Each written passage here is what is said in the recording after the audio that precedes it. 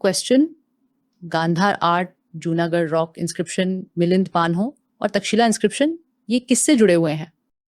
Simple, Gandhara art cushion से जुड़ा है, जूनागढ़ रॉक इंस्क्रिप्शन रुद्र दामन 1 से, मिलिंद पानहो राजा मिनंदर से और तक्षशिला इंस्क्रिप्शन पाटिका से जुड़ा है। ध्यान से दोबारा सुनिए। Gandhara art Kushan, Junagadh rock inscription, Rudradaman 1, Milind पानहो। ये एक बुद्धिस्ट टेक्स्ट है जिसमें इंडो ग्रीक राजा मिनंदर का जिक्र है। तक्षशिला इंस्क्रिप्शन ये पाटिका से एसोसिएटेड है। Question, Gandhara school of art किन दो कल्चर्स का सिंथेसिस है? आंसर, ये इंडियन और ग्रीक यानी हेलेनिस्टिक आर्ट का सिंथेसिस है। Gandhara school of art Indian और ग्रीक यानी हेलेनिस्टिक आर्टिस्टिक इन्फ्लुएंसेस का एक सिंथेसिस रिप्रेजेंट करता है। इसे ग्रीको बुद्धिस्ट या इंडो ग्रीक आर्ट के नाम से भी जाना जाता है। ये आर्ट फॉर्म मुख्य रूप से सका और कुशन डायनेस्टीज के संरक्षण में फला फूला। गांधारा आर्ट का सेंट्रल थीम बुद्धा और बोधिसत्वस का चित्रण था। क्या आपको पता है कि अफगानिस्तान का बामिया किस चीज के लिए फेमस था? बुद्धा की विशाल मूर्तियों के लिए। अफगानिस्तान में बामिया अपनी 2 विशाल खड़ी हुई बुद्धा की मूर्तियों के लिए फेमस था। ये मूर्तियां गांधारा स्टाइल ऑफ आर्ट के शानदार एग्जाम्पल्स थे। इन्हें सीधे एक सैंडस्टोन की चट्टान में तराशा गया था। इन मूर्तियों को साल 2001 में तालिबान ने नष्ट कर दिया था। क्वेश्चन, कौन सा इंस्क्रिप्शन ये जानकारी देता है कि राजा पुष्यमित्र शुंगा ने 2 अश्वमेधा यज्ञ किए थे? Answer, Ayodhya inscription. Ayodhya inscription ये सबूत देता है कि पुष्यमित्र शुंगा ने 2 अश्वमेधा यज्ञ यानी घोड़े की बलि किए थे। पुष्यमित्र शुंगा डायनेस्टी के संस्थापक थे। उन्होंने आखिरी मौर्यन सम्राट बृहद्रथा की हत्या करके अपना शासन स्थापित किया। इन यज्ञों का किया जाना मौर्यन काल के बाद ब्राह्मणिकल अनुष्ठानों के पुनरुत्थान का संकेत देता है। अगला सवाल, महाभाष्य के लेखक पतंजलि किस शासक के समकालीन थे? आंसर, पुष्यमित्र शुंगा। पतंजलि जो महाभाष्य के लेखक हैं वो शुंगा डायनेस्टी के संस्थापक पुष्यमित्र शुंगा के समकालीन थे। महाभाष्य पाणिनि की अष्टाध्यायी पर एक प्रसिद्ध कमेंट्री है जो संस्कृत ग्रामर का एक मूल ग्रंथ है। पतंजलि ने योगा सूत्रसिस को भी कंपाइल किया जो योगा फिलॉसफी का एक प्रमुख ग्रंथ है।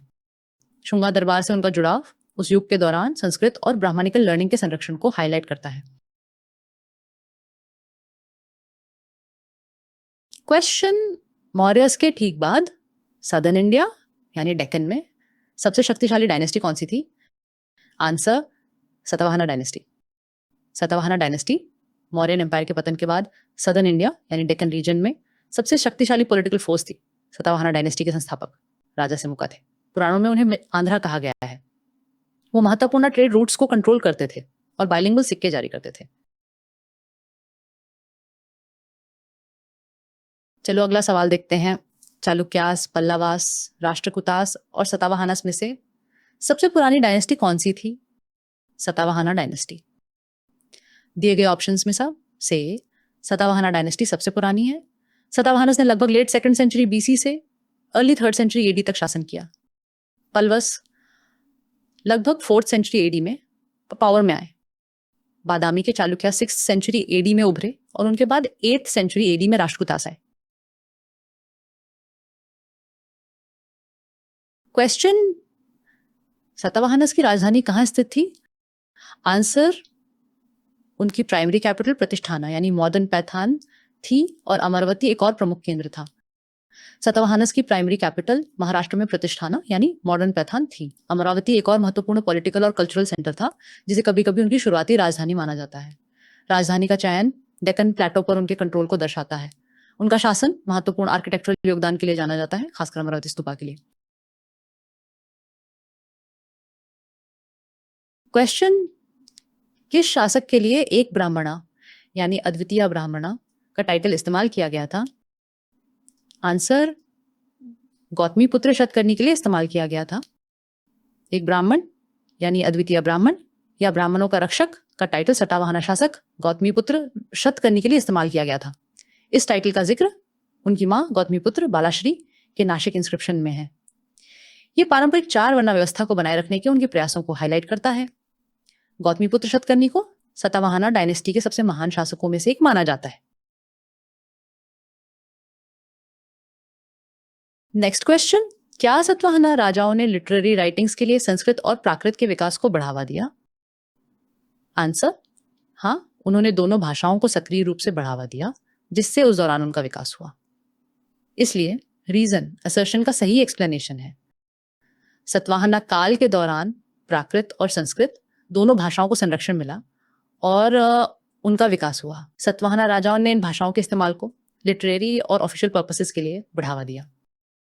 प्राकृत सतावाहना दरबार की ऑफिशियल लैंग्वेज थी। राजा हाला, जो एक सतावाहना शासक थे, उन्हें गाथा सप्तसती, जो प्राकृत कविताओं का एक संग्रह है, उसको कंपाइल करने का क्रेडिट दिया जाता है।